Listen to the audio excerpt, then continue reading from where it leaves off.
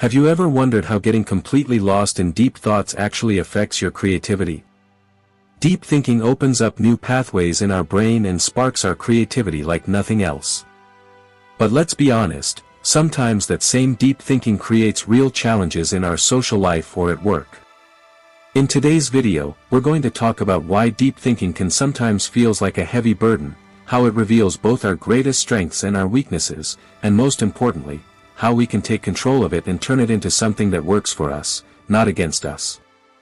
By the end of this journey, you'll see why your deep thinking isn't a flaw, it's actually your hidden superpower. So, where does this deep thinking actually come from? Why does it sometimes make your life feel incredibly powerful, and other times make everything feel way too complicated? Let's unpack it together, step by step. 1. Why do deep thinkers struggle in social situations? Imagine you walk into a room. Everyone's laughing, chatting, telling stories. But inside your head, a completely different movie is playing, something complex, heavy, almost impossible to put into words. Here's the problem, most people live in the right now. You live in your inner world. So you go quiet. Before you speak, you've already thought through 10 different angles and how your words might land on everyone. By the time you're ready to say something, the moment has passed. And suddenly society labels you as awkward, quiet, or the person who always disappears. But the truth? You're not broken. You just process 10 times more information before opening your mouth. That's not a weakness, it's extra processing power. 2. Why do deep thinkers get misunderstood so often? Most people think on two levels. Level 1, what they see. Level 2, the first feeling that pops up. You go 6 levels deep. The same situation others see in 2 ways, you see in 8 to 10 ways. So when you finally speak, people think, why is this so intense? And when you stay quiet, they think, does she not like me? You're just wired differently, and most people can't read that wiring. 3. Why do deep thinkers get misjudged at work? In most workplaces, 90% of people love quick decisions. You don't work that way, you think deeply first. You analyze angles nobody else even notices. Example, a tiny office decision. Others say yes/no in 30 seconds. You're sitting there thinking, what if we do it this way? What if we do the opposite? What are the long-term effects? To them, you look slow. To reality, you're seeing risks and possibilities they're completely blind to. That's your strength.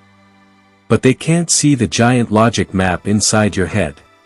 4. Why do deep thinkers remember insane amounts of detail? Because you don't just see an event, you see patterns. Body language. Tone of voice. Tiny reactions. Hidden meanings.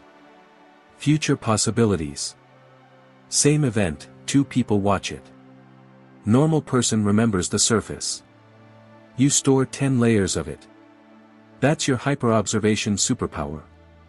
Next day you recall minute details others forgot even happened. They look at you like, how do you remember all that? Easy. Your brain never turns off. 5. Why do we get analysis paralysis? When your brain holds too much data and can imagine 10 possible outcomes for every single piece, it freezes. It's like Google Maps showing you 800 routes at once. People think you're confused. Actually, you're too smart for your own good sometimes. Your brain refuses to stop calculating possibilities. 6. So what's the actual superpower of a deep thinker? You can feel things more deeply than others. Spot complex problems fast. Read people's true emotions. Generate creative ideas others can't even dream of. Predict risks way before they happen. Hear what's not being said. Put together, you can do things most people think are impossible. Your mind is a high-precision instrument. 7. What kind of life experiences create deep thinkers? It's not always something you're born with.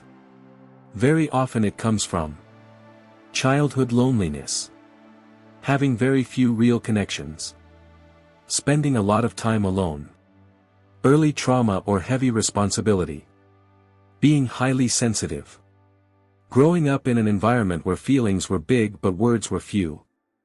Those experiences turn people inward.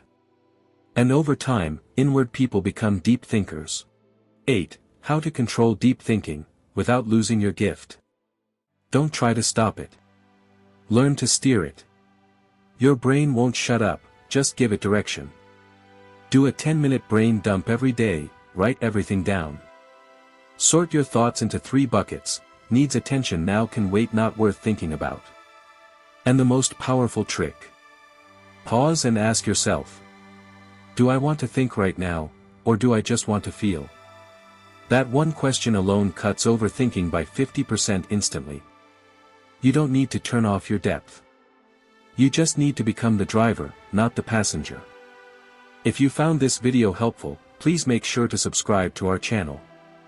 Because in the next video, we're going to talk about the psychology of people who are always calm. It's going to open up a whole new level of depth in how you think and feel. So hit that subscribe button and turn on notifications so you don't miss these kind of deep, thoughtful videos in the future.